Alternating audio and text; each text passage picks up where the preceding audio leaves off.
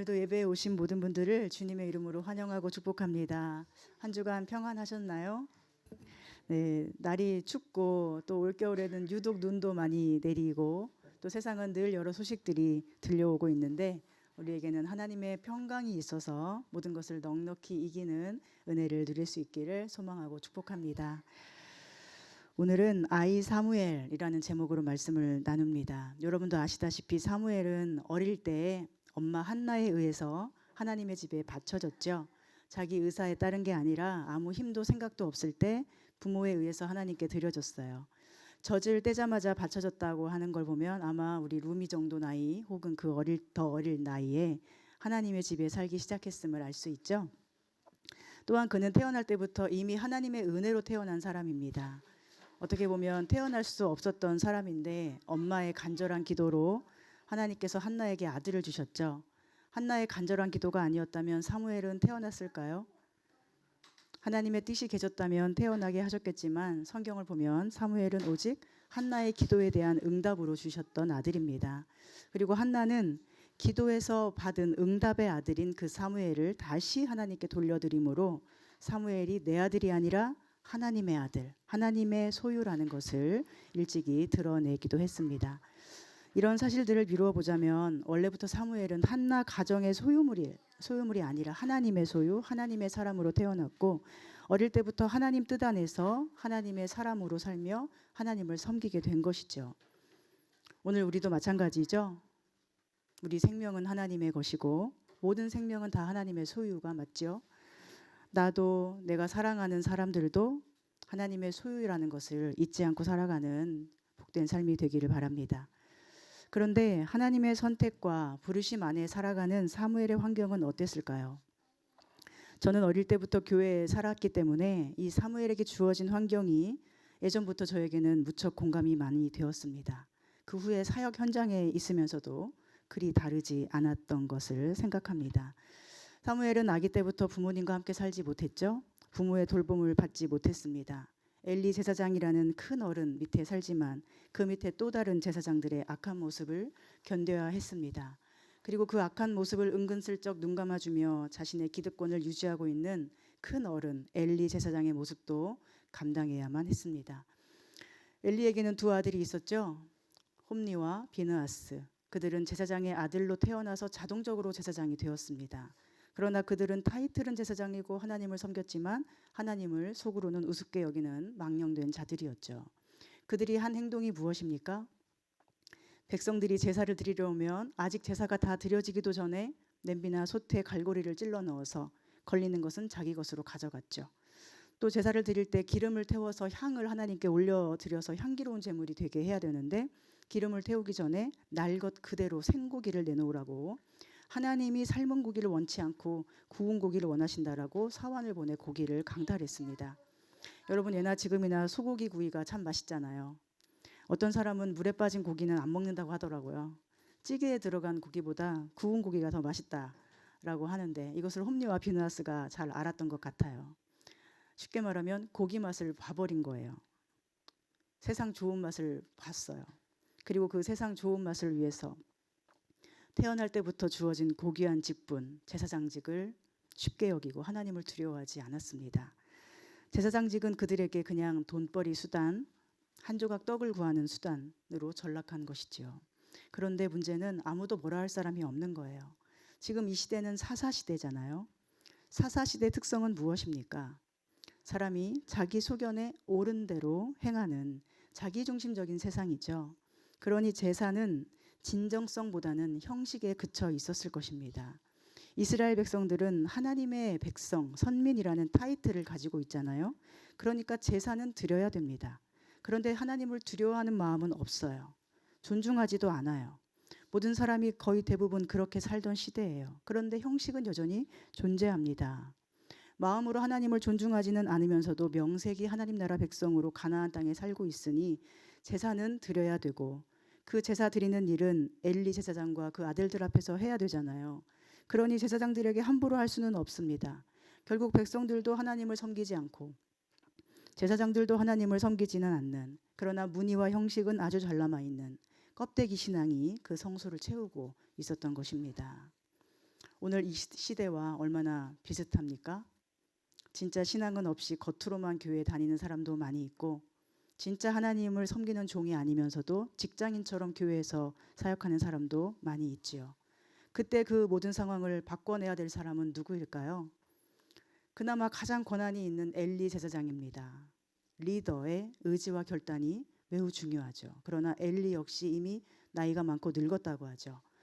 여러분, 그런데 나이가 많고 늙었다는 것이 하나님의 뜻대로 살지 않아도 된다는 변명거리가 될 수 있을까요? 젊을 때 어릴 때는 열정적으로 하나님 뜻을 따르다가 나이 들고 힘없어지면 그냥 편한 대로 살아도 된다고 성경에 어디에서 말씀하고 있나요? 우리는 늙어 죽을 때까지 하나님이 부르시는 그 마지막 호흡의 순간까지 자신을 믿음으로 지키다가 가야 되는 인생이죠. 그것이 존귀하신 하나님의 뜻입니다. 젊었을 때 아무리 많은 의를 이루었고 많은 봉사와 섬김을 했다 해도 그것이 훗날의 타락을 상수해 주지 못해요. 우리는 항상 오늘 현재를, 지금 이 순간을 하나님 앞에 드려야 되는 사람들이기 때문입니다. 그러나 엘리 제사장은 아들들의 악한 행동을 알고도 어떻게 하죠? 그냥 타이르기만 했습니다. 어떻게든 고치려고 하지 않고 내버려 두었어요. 왜일까요? 엘리는 어쩌면 아들들의 악행으로 인해 자기에게도 이득이 있었을지도 모릅니다. 생고기 가져다가 구워주니까요. 그리고 악행하는 홈리와 비느하스의 권력이 엘리에게도 안전한 보호막이 되었을지 모르는 일입니다. 만약 그들을 탓하고 책망했다가 오히려 그 나이 많은 엘리의 자리가 위태로워질 수도 있지 않았겠습니까? 누군가가 이러면 안 된다고 말한다 해도 그 한두 사람의 말이 엘리와 그 집안에 어떤 해를 끼칠 수가 있겠습니까? 이미 많은 것이 보장된 삶이었을 텐데요. 그리고 이미 나이는 많고 이대로 살다가 죽을 일만 남았다고 생각했을 것입니다. 게다가 당시에는 하나님의 이상이 잘 보이지 않았다고 하죠.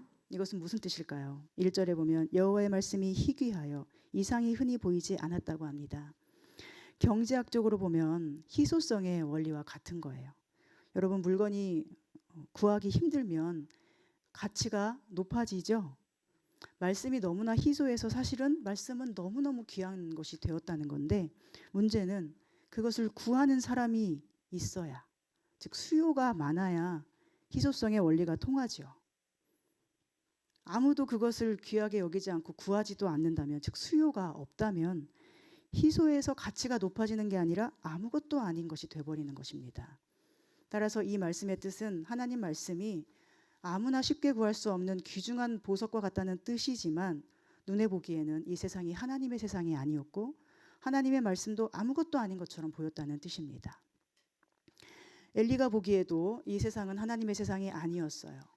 사사시대 수많은 사람이 다 자기 소견에 옳은 대로 행하는데도 하나님이 나타나지 않으셨어요. 하나님의 존재감이 없어 보이는 것입니다. 하나님의 일을 하고 있는 엘리에게도, 두 아들에게도, 그리고 거의 모든 사사시대 사람들에게 하나님은 그냥 형식적으로 섬기는 어떤 신들 중에 하나 정도로 되어 있는 것입니다. 오늘 이것은 우리에게도 비슷하지 않습니까? 오늘 세상은 자기 소견대로 행하는 세상이 되어갑니다. 포스트 모더니즘이 오래전부터 세상을 지배하고 있습니다. 나의 행복, 나의 의견, 나의 생각, 나의 가치관, 이런 것들이 하나님보다 더 우위에 있는 세상을 살고 있습니다.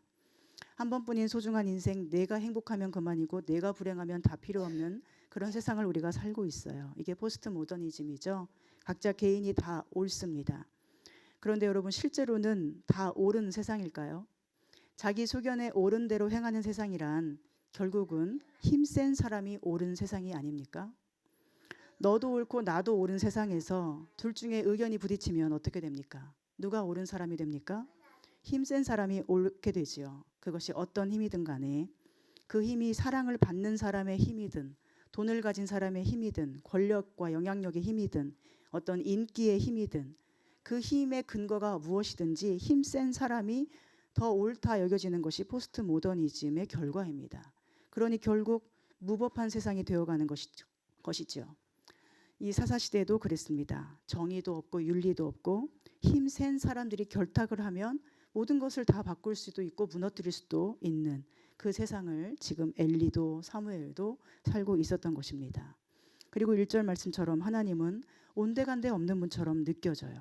정말 하나님이 계신가? 정말 하나님이 계신가 하는 생각이 계속 들었을 것입니다. 왜냐하면 무법하게 행해도 아무 일이 안 생기고 하나님을 잘 섬겨도 아무 일이 안 생기고 세상은 결국 힘과 권력을 가진 자들에 의해서 돌아가는 것처럼 보이고 하나님의 뜻을 구한다는 것이 의미가 없게 느껴지는 것입니다. 이때 여러분이라면 어떻게 하시겠나요? 이 사사시대와 비슷한 포스트 모더니즘의 한복판을 걷는 우리들에게 하나님은 어떤 삶을 원하고 계실까요? 하나님의 말씀이 희귀하고 이상이 보이지 않는 이러한 상황은 우리를 두 가지 선택의 길에 세워놓습니다.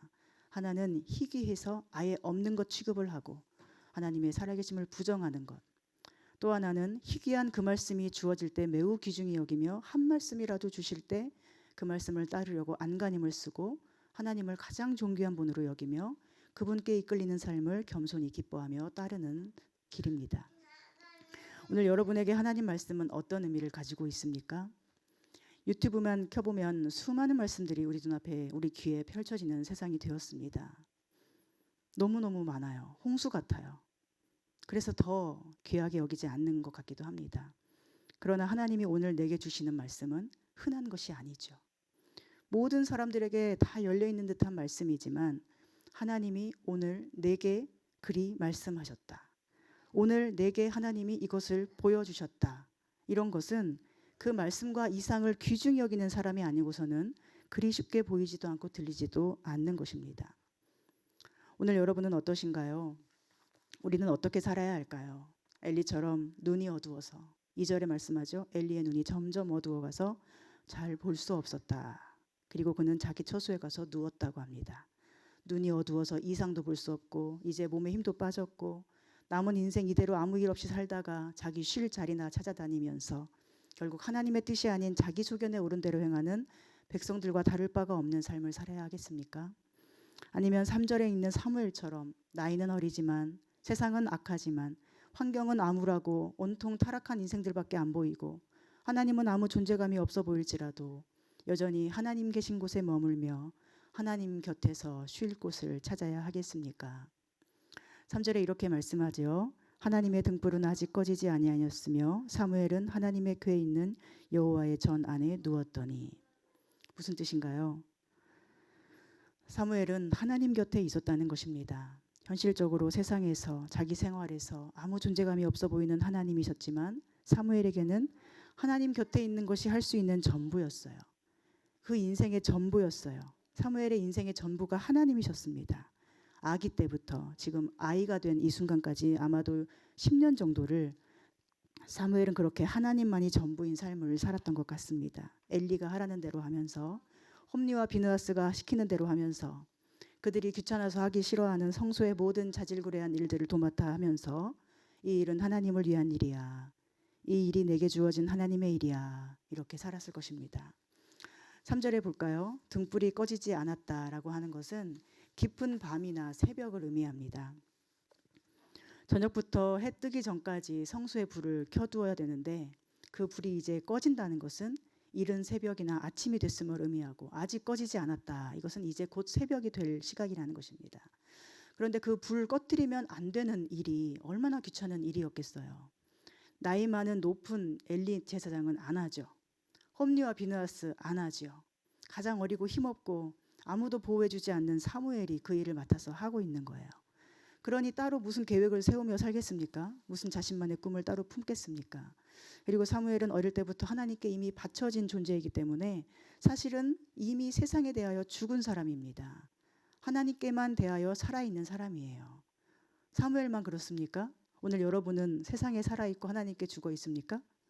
우리도 세상에 대하여 죽어 있고 하나님께 대하여 살아있는 사람으로 주님의 제자로 부르심을 받았지요. 꿈을 꾸고 계획하고 뜻을 펼치고 이런 일은 사실은 사사시대 자기 소견에 옳은 대로 행하는 사람들이 했던 일이고 사무엘은 자기 소견이 없이 주어지는 대로 시키는 대로 하나님 앞에서 하나님의 인도를 따라 행하던 사람이에요. 그런 사무엘에게 하나님이 음성을 들려주십니다. 3번을 부르시는데 뭐라고 하셨는지는 3번 다 정확하게 나오진 않아요. 사무엘을 부르시는지라 이렇게만 나오죠. 그때마다 사무엘이 엘리가 있는 처소로 달려가서 이렇게 말해요. 당신이 나를 부르셨기로 내가 여기 있나이다. 저는 개인적으로 이 모습을 보면서 하나님의 부르심을 제대로 분별하지 못하고 엉뚱한 곳에 가서 저를 이곳에 부르셨나요? 했던 저의 모습을 보는 것 같았어요. 결국 다행히 하나님의 부르심을 늦게라도 듣고 이렇게 교회를 섬기는 일을 하고 있는데, 오늘 여러분은 어느 곳에서 저 부르셨어요? 하고 계십니까? 뒤늦게라도 하나님 부르심을 잘 분별하셔서 하나님의 뜻하신 곳에 머물 수 있기를 소망합니다. 사무엘이 달려올 때마다 엘리는 내가 부르지 않았는데 하고 돌려보내죠. 무려 3번이나 그렇게 계속 왔다 갔다 반복하고 있습니다. 그것도 깊은 새벽이죠. 사무엘이 얼마나 자기 일에 최선을 다하는 사람이었는지 엿볼 수 있습니다. 제사장이 부르는 줄 알고 자다가도 깨서 새벽에도 잠결에도 달려가고 있잖아요. 어린 나이에 얼마나 잠기가 어두울 텐데도, 또 그 소리 못 들었다고 그냥 자면 그만일 텐데도 뭔가가 들릴 때마다 계속 엘리에게로 달려가기를 마다하지 않고 있어요. 저는 여기서 아이 사무엘에 대해서 생각을 해봅니다. 하나님은 아이 사무엘에게서 뭘 보셨기에 그 아이를 부르셨을까 하고 말입니다. 사무엘이 아직 어리잖아요. 여기서 아이라고 하는 히브리어는 말 그대로 어린아이, 젊은 사람을 가리키는 단어예요. 사무엘이 하나님을 만나기 위해서 하나님 저를 좀 만나주세요 하고 간절히 기도하지도 않았죠. 40일 금식 기도도 안 했죠. 뭐 대단히 하나님의 일을 한 것도 없잖아요. 그런데 왜 하나님은 그 어린 사무엘을 부르셨을까요? 무엇을 보고, 무엇 때문에, 그의 어떤 면이 마음에 드셔서일까요? 아이 사무엘이 3번이나 달려오는 것을 보고 엘리가 깨닫게 되죠. 하나님이 이 아이를 부르시는구나. 여기서 알 수 있는 것이 있죠. 나이가 많고 늙고 심지어 타락한 제사장이어도 경험적으로 알 수는 있다는 거예요. 나는 그 음성을 못 듣지만 저 사람이 듣고 있는 것이 하나님의 음성이구나. 이거를 아는 거예요. 그런데 비극이 있죠. 비극이 무엇입니까? 나는 못 듣고 있는데 저 아이는 듣는다는 것이죠. 나는 이렇게 수많은 세월 인생의 전부를 하나님의 제사장으로 살았지만 이제 와서 나는 못 듣고 있고, 저 아이는 불과 10몇 년 살았는데도 하나님의 음성을 듣고 있구나. 이것이 얼마나 큰 비극입니까? 엘리에게. 이것이 자신에게 비극임을 아는 것이 지혜잖아요. 엘리가 이것이 비극임을 알았다면 저주받는 길을 가지 않았겠죠. 평생 하나님 앞에 두렵고 떨림으로 섬기다가 하나님의 평안 가운데 죽는 길을 갔을 것입니다. 그러나 이것이 가장 무서운 비극인 것을 모르고 하나님의 음성을 듣는 것이 가장 큰 복이라는 것을 몰랐기 때문에 평생 98년을 제사장으로 살았으면서도 심지어 사무엘이 태어나게 하는 그 축복의 기도를 한나에게 해주었던 그런 사람임에도, 그렇게 하나님께 분명 쓰임받던 순간이 있었음에도 불구하고 진짜 비극이 뭐고 진짜 축복이 뭔지를 몰랐기 때문에 그의 마지막이 너무도 비참했다는 것을 우리는 꼭 기억해야 되겠습니다. 아이 사무엘은 어떻습니까? 그는 아직 아무것도 모르고 있어요. 하나님이 자기를 부르셔도 3번이나 못 알아듣고 엉뚱하게 엘리에게 달려갔죠.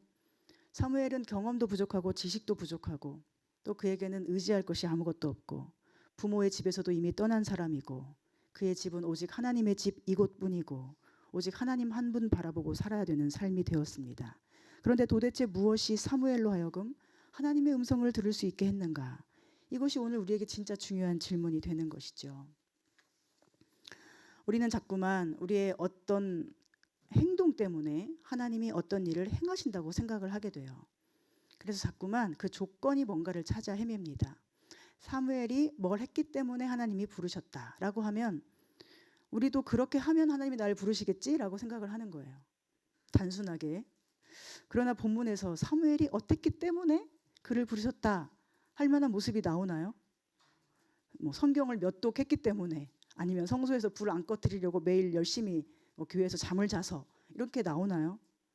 안 나오죠. 자꾸만 우리는 나의 어떤 행위나 자격 조건을 가지고 하나님을 움직이게 하려는, 조종하려는 경향이 있어요.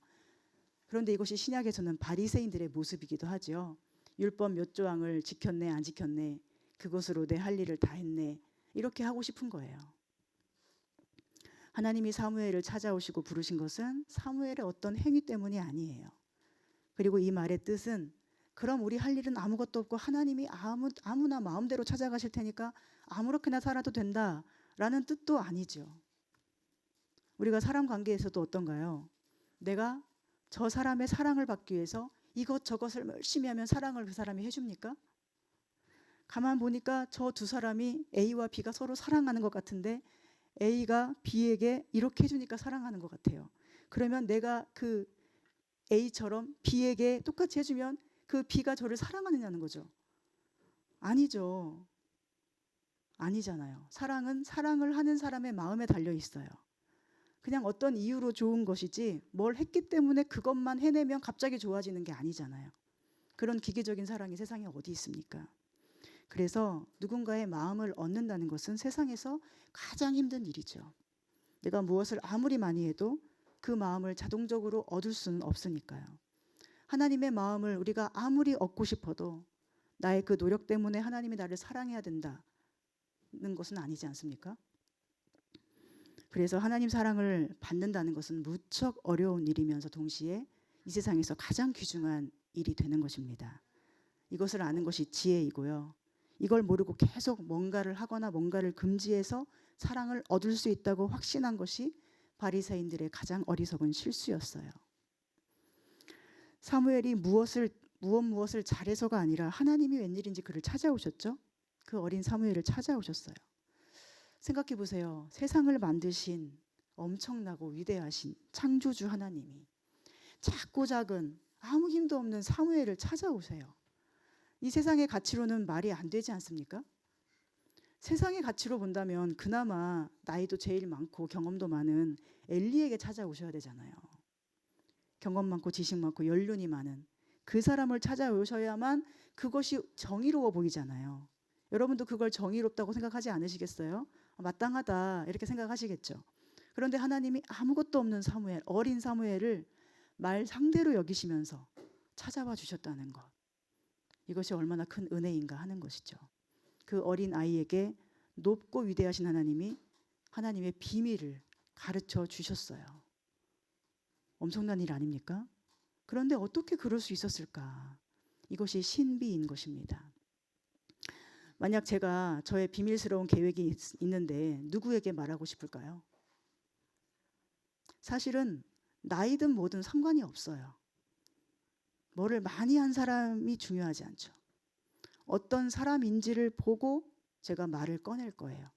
그러니까 아무리 어려도 심지어 우리 예나 루미에게도 제가 이 아이들을 믿을 수 있다면, 믿음직스럽다면 이 아이들이 진짜 진실한 사람이라면 말할 수 있는 것이지요. 어떻게 하면 하나님이 나 같은 사람을 찾아오시게 할 수 있을까? 어떻게 하면 내가 하나님께 말 상대가 될 수 있을까? 내가 어떤 사람이 되어야 하나님이 내게 오시기를 기뻐하실까? 이것을 늘 고민하고 걱정하면서 어떤 행위를 하는 사람이 아니라 하나님이 좋아하시는 사람이 되고자 하는 것이 하나님이 찾아오시는 사람의 비결이라면 비결일 것이에요. 어떤 이유나 목적이 없이 그저 하나님의 마음을 원하는 거죠. 그분이 날 사랑해 주기를 원하고 그분 보시기에 내가 진실한 사람인가를 고민하고 그런 것 말고 대체 무엇으로 우리가 하나님 마음을 얻을 수 있겠습니까? 그렇게 고민해도 얻을 수 있을까 말까 한 하나님의 마음인데요. 그런 마음이니 내게 주어진 일을 묵묵히 할 수 있는 것 아니겠어요? 아무도 안 알아주는 일이라도 하나님이 다 아시고 하나님이 나를 사랑해 주신다면 그것만으로 감사한 일이니 어떤 일이라도 할 수 있는 것입니다. 하나님이 나를 사랑하신다면, 나를 알고 계신다면, 내게 말씀해 주신다면 제발 그런 일이 내게 일어날 수 있다면 얼마나 좋을까. 이 한 가지 목적만을 가지고 사는 사람이 될 때 우리가 얼마나 작든 약하든 보잘것없든 그리 중요하지 않은 것입니다. 중요한 것은 하나님이 사랑하는 사람인가? 하나님이 믿어주시는 사람인가? 하나님이 말 상대로 여기시는 사람인가? 하나님이 나를 진실하게 보시는가? 그것을 내가 가장 원하고 기뻐하는 사람인가? 이게 가장 중요한 것이지요. 우리 옆에 있는 분들에게 이렇게 한번 축복해 볼까요? 하나님이 찾아오시는 사람 되기를 소망합니다. 하나님 보시기에 진실한 사람 되기를 축복합니다. 아멘. 사무엘이 엘리가 시킨 대로 다시 성소에 가서 누웠죠. 근데 하나님께서 이번에는 직접적으로 사무엘을 부르십니다. 사무엘아, 사무엘아. 그 소리는 오직 사무엘만 들을 수 있는 소리였죠. 하나님이 사무엘에게만 들리게 하셨어요. 아무도 듣지 못했어요. 엘리가 알려준 대로 사무엘이 대답합니다. 여호와여 말씀하옵소서 주의 종이 듣겠나이다. 이것은 원래대로 해석하면 여호와여 말씀하소서 주의 종은 듣는 사람입니다 라는 뜻이에요. 종이니까 당연히 들어야 되잖아요. 주인이 말하는 거고 종은 들어야 됩니다. 듣고 따르는 게 종이죠. 여러분은 종이십니까? 주인이십니까? 하나님 앞에는 늘 종이 되어 순종할 수 있는 우리 되었으면 좋겠습니다. 이제 하나님은 사무엘에게 감당하지 못할 무서운 일을 말씀하시죠. 나이가 지긋이 많은 제사장에게 말씀하셔도 감당하기가 어려운 내용을 이 어린 소년에게 말씀하시는 거예요. 그 내용이 뭐예요? 사무엘아 내가 너를 사랑한다 이런 식의 내용이 아닙니다. 엘리 집에 대하여 심판을 행하시겠다는 말씀이에요. 엘리도 자기 죄악을 알고 있다고 하십니다. 홈리와 비느하스의 악행을 알고도 금지하지 않은, 바로잡으려고 하지 않은 것이 죄라고 말씀하시죠. 그리고 그 죄는 어떤 제물로도 예물로도 용서받을 수 없다고 들려주셨어요. 하나님을 만우리 여기는 죄가 얼마나 무서운 것인지를 가르쳐 주시죠. 그러나 얼마나 사무엘이 감당하기 어려운 이야기입니까? 그렇지 않습니까? 지금 사무엘은 엘리 제사장과 홈리와 비느하스 곁에 살고 있어요. 아무도 의지할 데가 없고 오직 그 세 사람이 유일한 의지처예요. 그들이 아무리 악해도 지금 아이 사무엘이 의지할 곳은 그들과 그들이 있는 이곳뿐이에요. 그런데 그들이 죄를 지어서 심판을 당한다고 말씀하시는 거예요. 그들이 한날 한시에 다 죽을 것이고 하나님께 영원히 버림을 받았다고 가르쳐 주시는 것입니다. 여러분, 하나님은 왜 사무엘에게 이것을 말씀하셨을까요? 진짜 두려워할 것이 무엇인지를 이 사무엘에게 가르쳐 주시는 것입니다. 지금 당장 건재해 보이지만 곧 망할 엘리의 집을 보면서 진짜 무서워할 것이 뭔지를 알려주시는 거예요. 또 한편으로는 뭘 가르쳐 주시는 것일까요? 온 세상이 하나님을 인정하지 않고 모든 사람, 심지어 제사장조차도 하나님의 존재를 무시하고 자기 소견에 옳은 대로 사는 것이 인생 최고의 행복인 것처럼 행동할 때에도 여전히 하나님은 살아계시고 존재하시고 건재하심을 이 어린 사무엘에게 들려주신 것입니다. 이런 세상에서 의지할 것이 전혀 없어도 내가 너의 의지할 반석이다 가르쳐 주신 것이지요. 모든 것이 무너지고 사라져도 나는 너를 태초부터 알았고 너를 지었으며 너를 영원히 인도할 너의 진정한 부모라는 것을 이 아이 사무엘에게 하나님은 사랑으로 말씀해 주신 것입니다. 그래서 사무엘은 다음날 아침에 엘리가 물어봤을 때 솔직하게 대답을 할 수 있었을 거예요. 엘리가 물어봤잖아요. 하나님이 뭐라 하시더냐. 만약에 사무엘이 하나님이 자신의 반석이시고 영원한 보호자이심을 믿지 못했다면 엘리 앞에서 그 말을 도저히 꺼내지 못했을 거예요. 다른 말로 둘러댔지 않았겠습니까? 그 건재한 엘리 집안에 대해서 아무 힘도 없는 어린 사무엘이 도대체 무슨 말을 할 수 있겠어요? 아무것도 아닌 게 감히 우리 집을 저주해? 이런 말을 들을 텐데요. 그 뒷감당을 사무엘이 어떻게 하겠습니까? 아무도 자신을 보호해주지 않는 그곳에서 말입니다. 그러나 사무엘은 그렇게 둘러댈 만큼 간사하지 않았죠. 자기에게 뭐가 유리한지 계산할 만큼 영악하지 않았어요. 말씀하신 그대로를 엘리에게 전해줍니다. 18절에 이렇게 말하죠. 사무엘이 그것을 그에게 자세히 말하고 조금도 숨기지 아니하니 그가 이르되 이는 여호와이시니 선하신 대로 하실 것이니라 하니라. 여러분, 여기서 우리는 다시 한번 엘리가 얼마나 능숙하고 전문적이고 경험이 많은 종교인인가를 알 수 있죠. 자기 집의 심각한 저주와 멸망에 대해 들으면서도 선하신 대로 하실 것이다 이렇게 말해요. 어떻게 보면 믿음 좋은 사람의 말처럼 보이죠. 그러나 그때에도 여전히 하나님의 두려움을 잘 모르는 것이죠. 그때라도 무릎 꿇고 회개해야 되지 않았겠습니까? 하나님을 무시하는 것이죠. 그러나 사무엘은 영악하지도 않게 머리 굴리지도 않으면서 다만 하나님을 두려워하고 있는 말을 하고 있어요. 하나님이 행하신다고 하신 일을 반드시 행하실 분이라고 믿은 것이죠. 자신이 사는 온 세상이 무너져도 하나님의 나라는 무너지지 않을 것을 그 어린 나이에도 웬일인지 사무엘은 신뢰하고 있는 것입니다. 사랑하는 여러분, 오늘 사무엘과 엘리의 모습을 통해 우리의 모습을 돌아보기 원합니다. 오늘 우리는 엘리처럼 혹시 능숙하고 전문적으로 신앙의 말을 하면서도 하나님을 두려워하는 마음이 없거나 혹은 심각하게 줄어들고 있지는 않습니까? 하나님의 집에서 하나님을 섬기는 왕 같은 제사장으로 우리는 다 부름을 받고 예배를 드리고 있는데 하나님의 존재감을 크게 여기지 않고 이 세상과 이 세상에 아름다워 보이는 것들을 더 크게 여긴 마음은 없었는지 돌아보아야겠습니다. 오늘 우리는 사무엘처럼 하나님을 두려워하고 있습니까? 세상 모든 것이 무너지고 모든 사람에게 버림을 받더라도 하나님이 가장 무섭고 두려워할 분이심을 여러분은 인정하고 계십니까? 하나님은 반드시 그 뜻을 이루심을 믿으십니까? 절대로 안 무너질 것 같은 견고한 성일지라도 하나님이 심판을 행하시면 반드시 무너짐을 여러분은 믿고 계십니까? 실제로 이스라엘은 그 후 전쟁에 나갔고 홈리와 비느하스는 전쟁터에서 전사하죠. 엘리는 그 소식을 듣고 의자에 앉아있다가 목이 부러져서 죽습니다. 또 그 손자가 며느리 뱃속에 있었는데 아기를 낳다가 죽게 되죠. 아기 이름을 이가봇이라고 지었는데 무슨 뜻인가요? 하나님의 영광이 이스라엘에서 떠났다. 여러분, 대대손손 자식을 아무리 많이 낳으면 뭐합니까? 그 자식이 하나님에게서 쓰임받지 못하고 이제 나중에 그 집안 사람들은 한 조각 떡을 구하기 위하여 제사장직을 구걸하게 되고 그런데도 하나님께 버림을 받거든요. 그 일이 눈앞에 당장은 보이지 않았지만 훗날에 반드시 이루어졌음을 우리는 성경에서 볼 수 있어요. 우리도 마찬가지고 교회도 세상도 다 마찬가지입니다. 오늘 우리는 무엇을 두려워하고 있는지 돌아보기를 바랍니다. 내 속에는 하나님이 말씀하여 주실 만한 믿음과 신뢰가 있는지를 볼 수 있기를 바랍니다. 내 평생에 원하는 한 가지가 있다면 그것은 하나님이 나에게 오셔서 나를 부르시고 나에게 말씀하여 주시는 것이 되기를, 그리고 하나님 말씀을 따라 순종하며 갈 때 하나님이 반드시 지키시고 영원한 생명길로 인도하심을 보는 그 한 가지 소원을 가지고 사는 저와 여러분 되기를 소망합니다.